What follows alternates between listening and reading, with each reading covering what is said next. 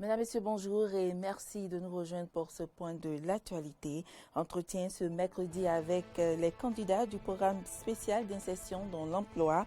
Eh bien, cette troisième étape du recrutement s'est déroulée à la Chambre de commerce et d'industrie du Bénin. Poursuite de la tournée statutaire du préfet du Koufo, Christophe Mengbedi et sa délégation était ce mercredi à Clécomen. Et puis l'heure est au reconfinement en Angleterre, pays le plus endeuillé en Europe. Il est aussi touché par la deuxième vague du coronavirus.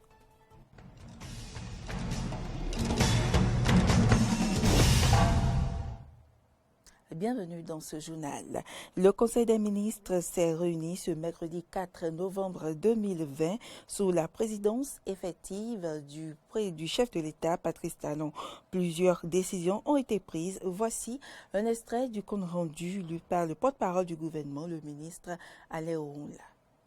Des mesures normatives. Transmission à l'Assemblée nationale pour examen et vote du projet de loi portant organisation des activités pharmaceutiques en République du Bénin. Dans le cadre de la réorganisation du système de santé, le gouvernement a mis en place en 2018 un comité chargé de proposer des réformes pertinentes pour le sous-secteur pharmaceutique. Après un état des lieux minutieux, le dit comité a noté de graves dysfonctionnements dont la correction nécessite une révision des textes législatifs et réglementaires existants. Aussi, est-il apparu pertinent de prendre une loi spécifique pour mieux encadrer la gestion du médicament et l'organisation des activités pharmaceutiques.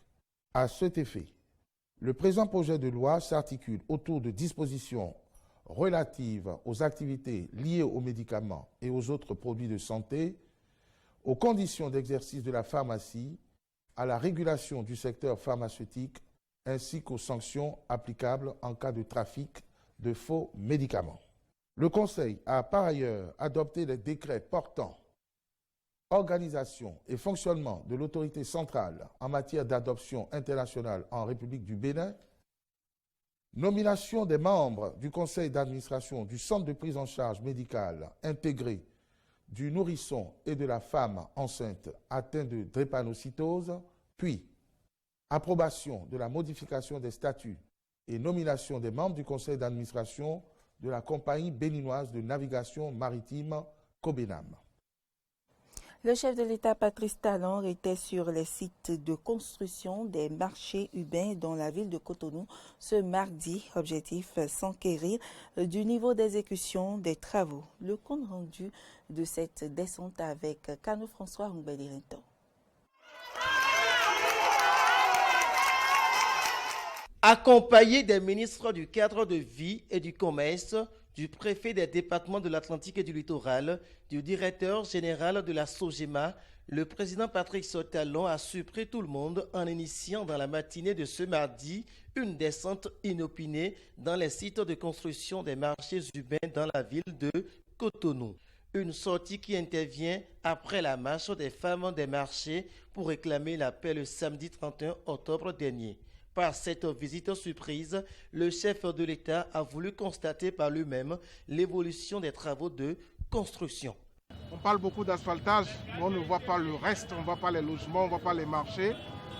Or, les marchés, c'est l'âme de nos villes, c'est le commerce, c'est l'économie.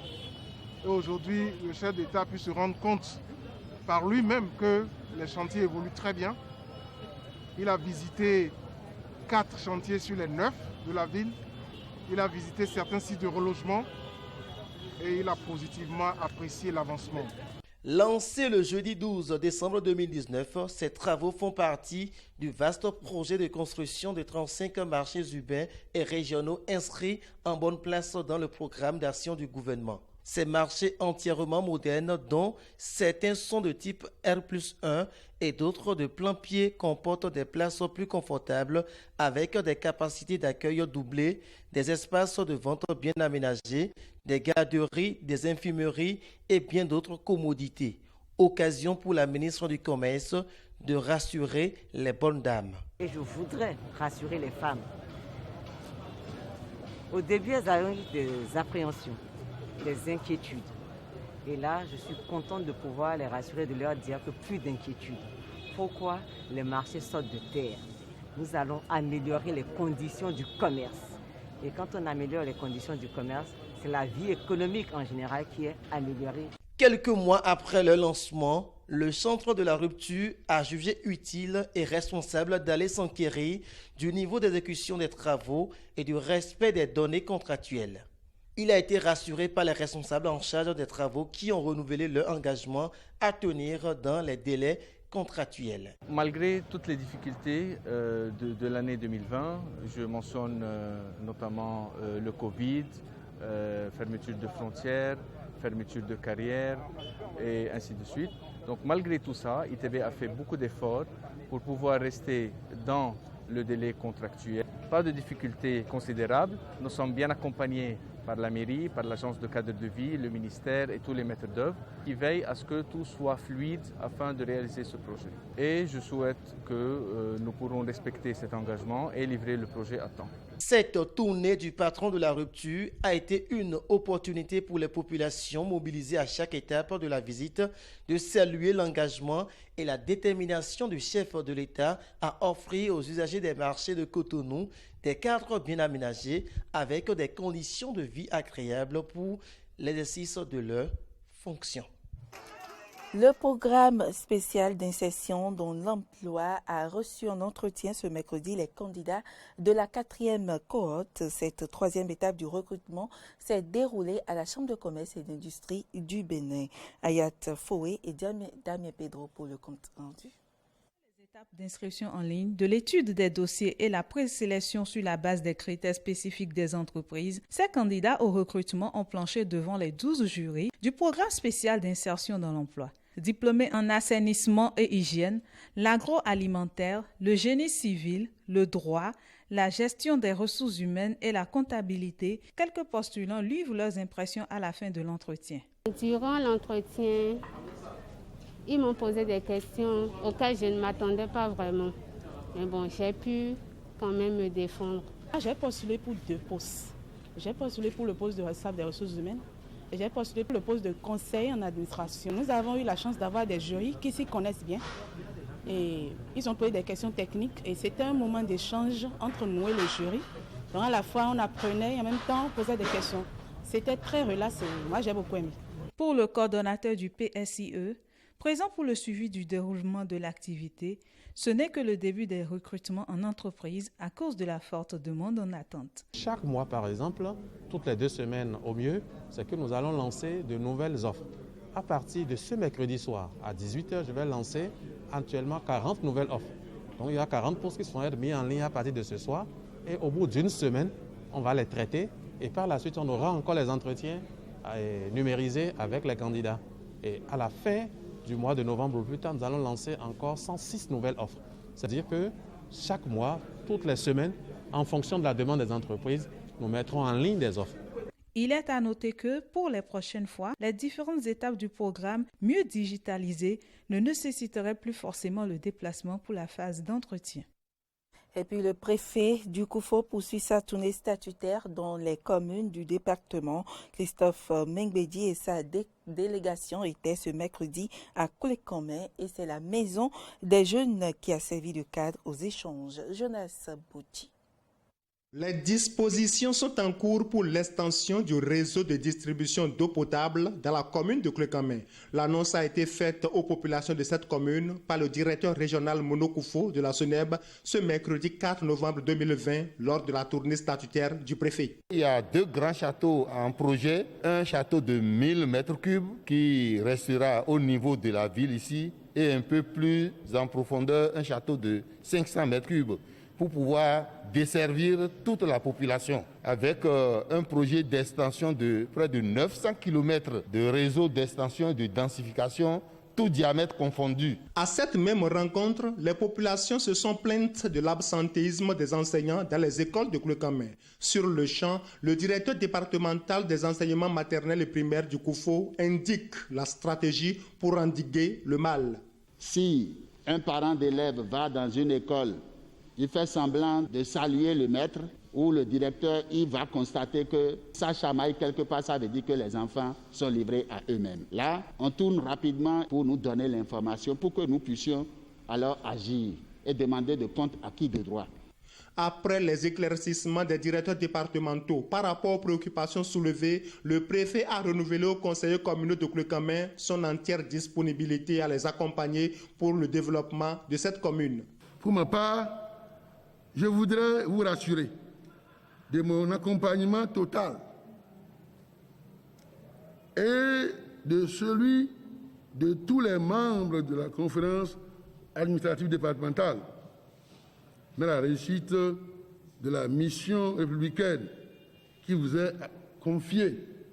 Ceci passe bien évidemment par le respect des procédures relatives aux dépenses publiques et par le choix de projets porteurs, c'est-à-dire des projets qui répondent effectivement aux besoins des populations. L'assurance de cet accompagnement du préfet rassure le maire de Cleucamin qui exhorte ses collègues conseillers à s'armer de courage dans l'accomplissement de leur mission commune qu'est le développement de leur commune. Seule la tâche n'est pas facile, mais avec un peu de courage, nous y arriverons. Et surtout que nous avons le soutien de notre hiérarchie, la préfecture. Je pense que nous y parviendrons. Aider les élus locaux à parvenir à combler les attentes de leur population, c'est le but primordial de cette tournée statutaire du préfet du Koufo. L'actualité hors du continent à présent en Angleterre, l'heure est au reconfinement d'un mois, pays le plus endeuillé en Europe du fait du coronavirus. L'Angleterre est aussi touchée par la deuxième vague qui risque de submerger ses hôpitaux. Reportage. Les députés britanniques ont voté en faveur d'un nouveau confinement en Angleterre pour enrayer la deuxième vague de la pandémie de coronavirus. Il entrera en vigueur ce jeudi et prendra automatiquement fin le 2 décembre selon le Premier ministre britannique. Ces mesures automnales visant à lutter contre la flambée de l'épidémie expireront automatiquement, Monsieur le Président. Le 2 décembre, nous serons alors, je l'espère, en mesure de relancer ce pays, de relancer les entreprises, de rouvrir les magasins à l'approche de Noël. Mais cela dépend de nous de faire notre part maintenant pour veiller à ce que nous fassions baisser le taux de reproduction du virus et je ne doute pas que nous puissions le faire. Le Royaume-Uni est le pays le plus durement touché par la pandémie en Europe avec près de 47 800 décès et plus d'1 million de cas recensés. Depuis plusieurs jours, il est aussi confronté à un regain épidémique qui pourrait provoquer une saturation de son système de santé, même dans des zones peu impactées lors de la première vague. La population britannique, elle, semble partagée concernant ce nouveau confinement. Je pense que les gens ont peur que le confinement ne se termine pas le 2 décembre et qu'il se prolonge au-delà de cette date et qu'il n'ait plus la possibilité d'acheter des cadeaux de Noël pour leurs amis et leurs familles et d'autres choses de ce genre. Il est donc évident que les gens achètent pour Noël. C'est très évident d'après les sacs de courses que les gens ont entre les mains.